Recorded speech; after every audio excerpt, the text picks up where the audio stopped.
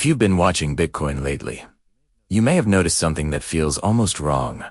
A market that looks powerful on paper, yet refuses to move. Price action feels boxed in. Volatility looks muted, and every attempt to break higher seems to get absorbed. So the real question isn't just where is Bitcoin going next? It's what invisible mechanics are keeping it pinned. Today, we'll cover why a US president can't afford a stock market slide, how the richest households drive a disproportionate share of consumption, what that implies for economic stability, what's behind the idea of a special electricity auction, why that auction may not help power prices in the short term, how energy demand from data centers fits into the story, and finally how options market structure can cage Bitcoin's price near a big psychological level. Let's start with the first uncomfortable idea. Markets don't just reflect the economy. In some periods, they help hold the economy together. When a large share of consumption is supported by households with significant assets, and those assets are tied to financial markets, then financial drawdowns can spill into spending decisions fast. And when spending slows, growth slows with it. One way to frame it is through consumption concentration. The argument goes like this. In the US, a relatively small group of high earners is responsible for a very large portion of consumer spending. If that group also has large exposure to equities, then equity declines can create a negative feedback loop. Falling portfolios reduce discretionary spending. Reduced spending weakens the economy, and weaker growth can feed back into markets again. That loop matters politically, but it also matters economically. If the labor market is cool and kiff job, growth is decelerating, then you can have a strange split-screen reality. A big portion of the population feels pressure and pessimism, yet aggregate consumption and GDP don't fall as much as you might expect, because higher income spending stays resilient. In that environment, the stability of asset prices becomes more than an investor concern. It becomes part of the macro story. This is educational content, not financial advice. So when you hear the claim that a president can't allow markets to fall, don't take it as a cartoonish statement about ego or headlines. Interpret it as a claim about fragility. If consumption is supported heavily by the top end, then a sharp drawdown can pull forward a slowdown. The stakes are not purely optical. In the next chapter, we'll connect this consumption story to energy. How rising electricity stemmed especially from data center tension, and why an auction can sound like relief, while changing very little in the near term. Now let's shift to the second piece of the puzzle. Energy. Because the narrative isn't only about markets and elections. It's also about who pays for electricity, who needs more of it, and how those pressures ripple through technology and even into Bitcoin. The starting point is the idea that power demand is rising quickly, particularly because large data centers require massive, steady electricity consumption. When demand rises faster than supply can expand, electricity prices tend to become more sensitive. That sensitivity docent to Deben Lee. Households with lower incomes often feel higher energy costs more intensely, because energy is a larger share of their monthly budget. So even if GDP looks fine, day-to-day reality can feel worse for millions of people. Into that tension comes a policy narrative. If electricity is becoming expensive, leaders want to be seen doing something about it. And one proposed something as a special auction, framed as a way to reduce or restrain power prices paid by citizens. It sounds simple. It sounds direct, but the mechanism being described is more nuanced. In the version presented in your notes, the auction is not primarily designed to push prices down immediately. Instead, large technology firms, especially those operating data centers, would bid for long-term electricity capacity. The money they put up is portrayed as funding expansion, building new capacity, increasing supply, improving infrastructure, and preparing the grid for incremental future demand. In other words, the auction looks like a financing mechanism for growth and capacity, not an emergency lever that magically cheapens power next month. And that distinction matters. If the auction finances future supply, it may help stabilize the system over time, but it doesn't necessarily change today's demand-supply imbalance. It doesn't instantly create new generation capacity, new transmission lines, or new grid resilience. Those things take time. So the near-term conclusion is blunt. A long-term capacity auction is unlikely to cause immediate drops in consumer electricity prices. People who are already struggling with higher bills may not feel relief quickly. So why bring this up in a Bitcoin discussion? Because energy costs are tied to Bitcoin in multiple ways, and not only through mining. Energy influences the cost structure of many parts of the digital economy and contributes to inflation dynamics. And if large electricity consumers have to commit to higher long-term prices for reliable power, that can become part of a broader inflationary or cost-push narrative over time, especially if the grid needs expensive expansion to keep up. There's also a more psychological link. Bitcoin often trades as a macro-sensitive asset, reacting to liquidity expectations, growth, fears, inflation worries, and shifts in risk appetite. Energy costs can feed those expectations, sometimes indirectly. In the next chapter, we'll bridge these macro and energy themes back into markets. Why protecting equities becomes more understandable in an economy where consumption is concentrated, and why the market can look strong, even when many people feel the opposite. Here is the paradox that sits at the center of this entire conversation. You can have an economy where a large number of people feel squeezed, yet aggregate data doesn't collapse. How?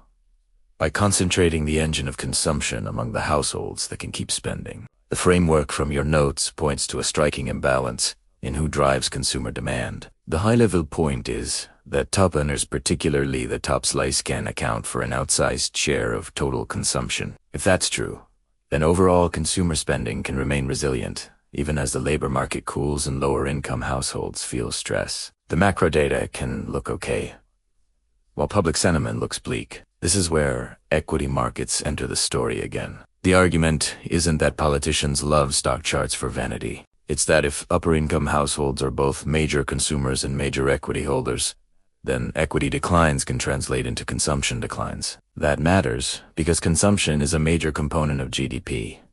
So stabilizing markets becomes a way of reducing downside risk and growth. Think of it like a table supported by a few thick legs instead of many evenly sized ones. If one thick leg cracks, if asset prices fall and high earners pull back spending, the whole table becomes unstable. Meanwhile, if thinner legs are already under strain, the table might still stand, but the pressure becomes visible everywhere else.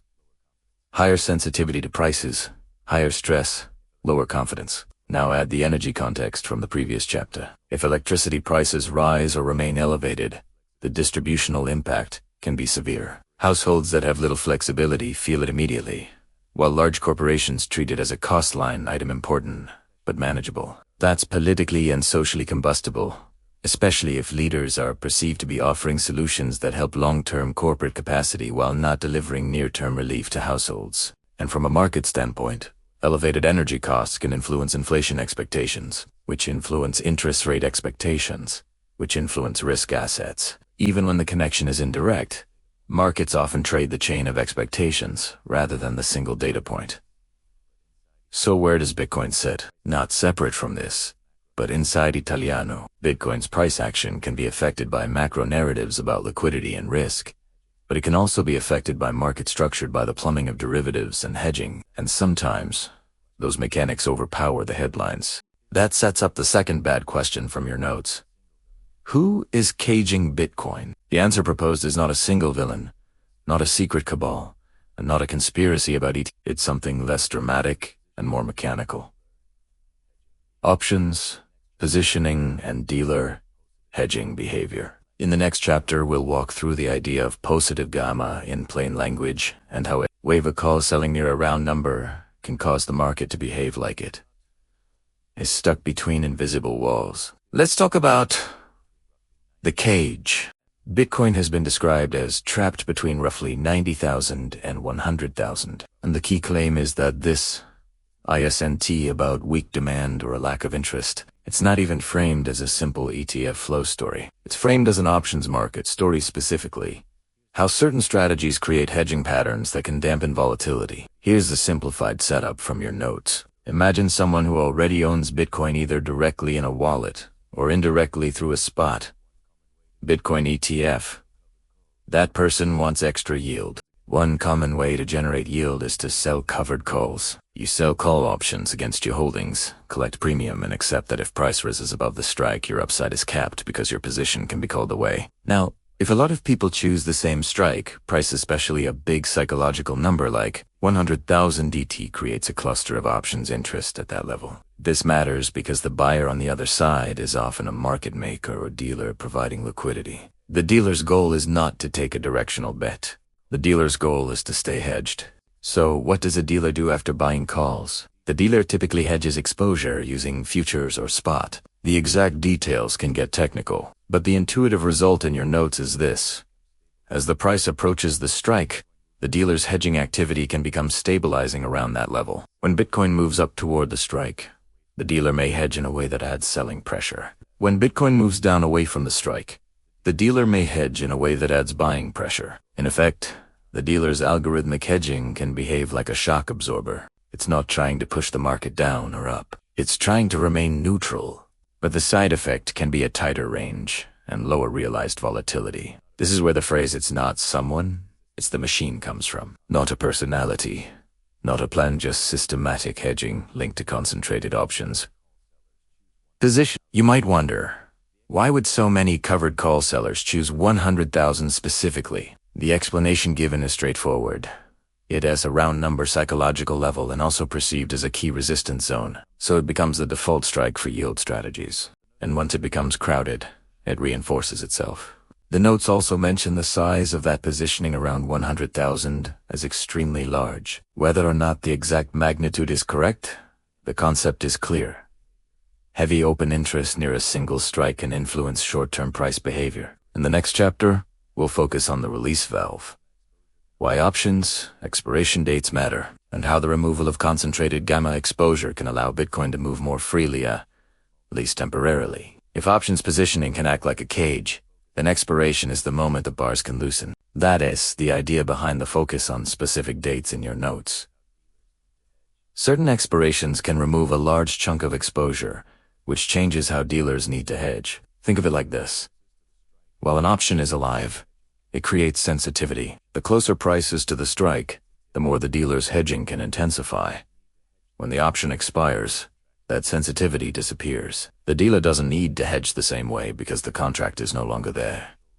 So the pinning effect can weaken. Your notes highlight 2 dates as potential partial and major release points: January 16th and January 30th. The concept is that a first wave of exposure comes off around the earlier date, but a larger wave expires on the later one, and that later expiration could be the more meaningful catalyst for freer movement. Now, it's important to keep the tone realistic.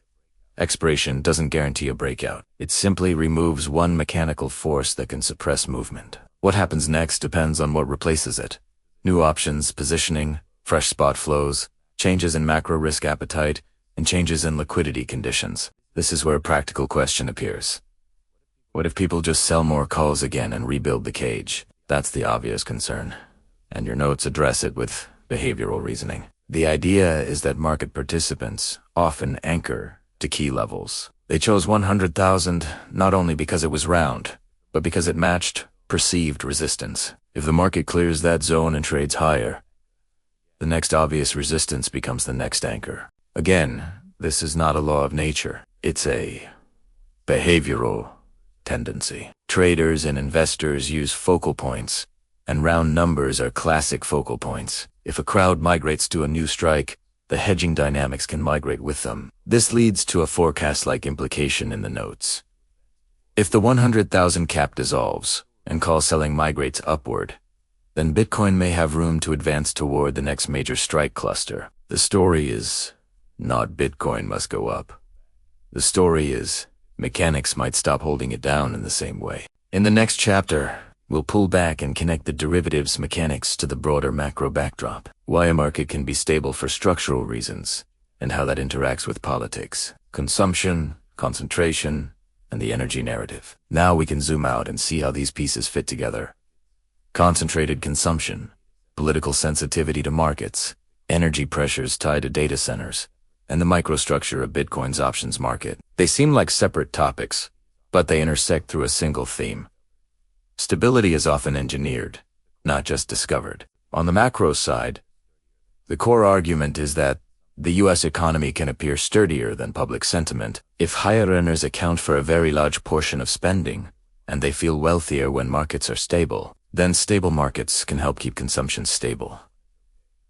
That doesn't mean everyone is okay. It means the aggregate numbers can stay afloat longer than expected. But that stability has a cost. It can widen the gap between lived experience and top-line data. People who are more exposed to essentials like electricity feel the pressure. Those who are more exposed to assets like equities feel supported when markets are strong. Energy adds another layer. Large-scale demand from data centers can contribute to a sense that the grid is under strain and prices are sticky. If policy responses emphasize long-term capacity procurement, the system may become healthier over time, but near-term household relief may be limited. So, the environment can remain politically tense, even if it's strategically rational. Bitcoin sits in the middle of that tension, because it can trade as both a macro asset and a structural derivative story. On one day it behaves like risk-on tech, on another day it behaves like a hedge narrative, on yet another day it behaves like a market pinned by option strikes. That last part matters more often than people admit. Many traders focused on why in terms of headlines, but sometimes the explanation is how, not why. How are positions structured?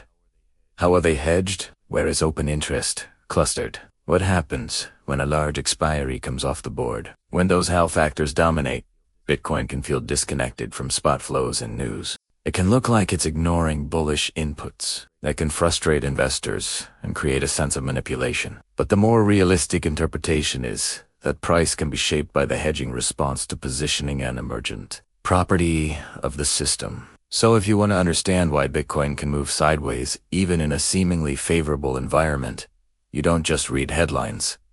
You look at positioning and incentives. You ask, who is long what? Who is short what?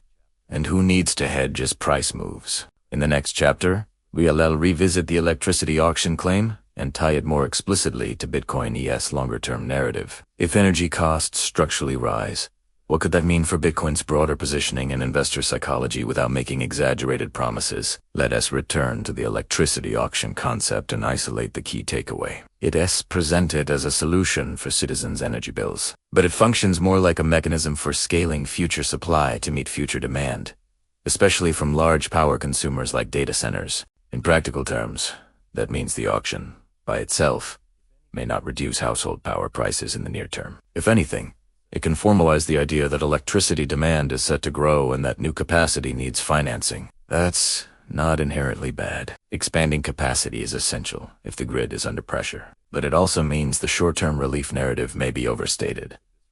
Now, how could this relate to Bitcoin? The notes make a directional claim. If major electricity consumers end up paying higher long-term prices for power usage, that could add upward pressure to Bitcoin's price over time. Interpreting that carefully, the logic is not that higher electricity prices automatically pump Bitcoin. The logic is that persistent, structurally higher energy costs can influence the macro environment. INFL, ATION. Sensitivity, and the cost of running large-scale computation, which can shift how investors think about scarce assets and monetary alternatives. There's also the angle of market attention. Bitcoin narratives often pivot around themes like inflation, hedging, monetary policy credibility, and the long-run scarcity story. When energy becomes a persistent political and economic friction point, it can keep inflation sensitivity elevated. Even if official inflation prints rise and fall, it can keep the hard asset conversation alive. At the same time, it's important not to overreach. Bitcoin does not move in a straight line because of one macro variable. It's influenced by liquidity, risk appetite, regulation, market structure, and sentiment. The right way to handle this idea is to treat energy as a background condition, one that can shape the narrative climate in which Bitcoin trades, rather than a single lever that determines next week's candle. And this is where it gets interesting.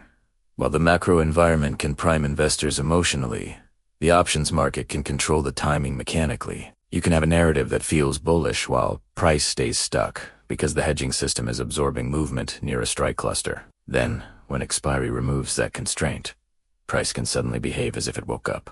In other words, macro can set the stage, and microstructure can decide when the curtain moves. In the next chapter, we'll map the entire story into a clean mental model you can reuse.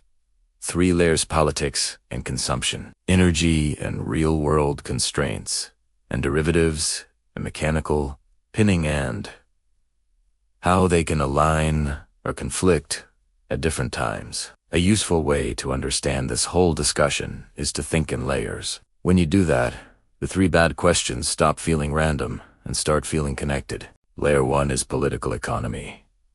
The relationship between asset markets and consumer spending. If a relatively small share of households drives a large portion of consumption, then their confidence in wealth matter disproportionately. If those households are exposed to equity markets, then equity drawdowns can translate into reduced spending, which can weaken growth. In that framework, leaders have strong incentives to avoid sharp market declines, because the downside can cascade through consumption and GDP. Layer 2 is energy reality. Electricity is not a headline abstraction. It's a constraint. Rising demand, especially from data centers, can keep pressure on the grid and on prices. Policy responses that focus on funding future capacity expansion may be strategically sensible, but they don't necessarily produce immediate bill relief for households. That can deepen the gap between what leaders say and what people feel. Layer 3 is market plumbing. The options and futures mechanics that can pin Bitcoin in a range. When investors sell covered calls at a widely shared strike, like 100,000 dealers who buy those calls hedge dynamically, that hedging can create a stabilizing feedback loop. Selling into rallies toward the strike and buying into dips away from it. The results can be a sideways market that feels caged, even when other indicators seem supportive. Now here's the key. These layers can either reinforce each other or fight each other. If macro conditions are supportive and derivatives positioning loosens, Bitcoin can move rapidly because there's both narrative fuel and mechanical freedom. If macro conditions are supportive but positioning is restrictive, you can get frustration and chop. If macro turns risk off while positioning loosens, you can get sharp moves that aren't the ones people hoped for. That's why focusing on only one layer is risky. People who watch only news miss the mechanical pinning. People who watch only options miss macro shocks. People who watch only macro miss the power of a crowded strike to absorb price action. So what do you watch next? Based on your notes, you watch the expiration cycle that could remove the cap, and you watch whether the strike cluster migrates to a higher level afterward. You also keep an eye on the broader context, whether market stability remains politically and economically important, and whether energy costs and infrastructure demand stay part of the public conversation. In the next chapter, we'll apply this layered model to one concrete expectation from your notes: why 120,000 becomes the next focal point, and what has to happen behaviorally and mechanically for Bitcoin to have a clearer path toward it. So why does 120,000 enter the conversation as the next potential focal point? In your notes, it's not presented as a mystical target. It's presented as a practical next anchor if the 100,000 zone stops acting like a ceiling. Markets don't choose numbers randomly. Participants cluster around levels that are psychologically obvious and technically convenient. Round numbers are memorable. They show up in headlines. They feel like milestones. And in options markets, they become popular strikes because they're easy reference points for yield strategies and risk framing. Today's stat 100,000 was both psychological and perceived resistance that made it a natural strike for covered call selling. Once that behavior became crowded, dealer hedging reinforced the sideways behavior. But if a major expiration removes a big portion of that exposure, and if price begins trading above that level more consistently, then the crowd's obvious strike may shift higher. In the notes, the next perceived resistance area is around 120,000. That becomes the candidate for the next wave of call selling. And if the new call selling wave concentrates at 120,000, then the same mechanical pinning dynamics could eventually appear there instead. So the path described is not Bitcoin breaks 100,000 and then flies forever. It's more like a cap can move from one shelf to the next. If you understand that, you stop being surprised when Bitcoin rallies, stalls, rallies again, stalls again. It's not always pure sentiment. It's sometimes structure. Now, what would you want to observe to support this scenario? You'd want to see that the cage around 100,000 weakens after key expirations, and that volatility begins to expand. At the same time, there's a reality check. Even if the derivatives headwind fades, macro conditions can still dominate. A sudden shift in risk appetite, liquidity conditions, or economic data can overwhelm microstructure effects. That's why the layered model matters. In the next and final chapter, we'll tie everything together into a clean closing message. What these three questions teach you about the modern market environment, why Bitcoin can look stuck even in bullish conditions, and how to think about the next phase without hype. Let's bring the 3 bad questions to a single conclusion. First, why can a US president seem unable to tolerate a falling stock market? Because in an economy where consumption is heavily driven by higher earners, and higher earners are heavily exposed to asset prices, a sharp market decline can translate into a sharp spending decline. And when spending slows, growth slows. That makes market stability feel like an economic tool, not just a political preference. Second, who is caging Bitcoin? The best answer in your notes is not a person. It's positioning. A crowded, covered cold trade around a major strike can create dealer hedging flows that act like a stabilizer, selling into approaches to the strike and buying into pullbacks. The result is a market that feels artificially calm, even when underlying interest and narratives are intense. Third, what is the electricity auction really about, and how might it affect Bitcoin? The framing is that it's not an instant fix for consumer bills. It's a long-term capacity procurement mechanism that helps finance future supply expansion to meet future demand, especially from power-hungry data centers. In the near term, that doesn't necessarily bring prices down. Over time, persistent energy pressures can shape the broader macro narrative, one that may keep inflation sensitivity and scarcity conversations in focus. So what should you take away? Modern markets operate on multiple levels at once. There's the public story politics, growth, inflation, energy prices. There's the lived reality, who feels higher costs and who doesn't.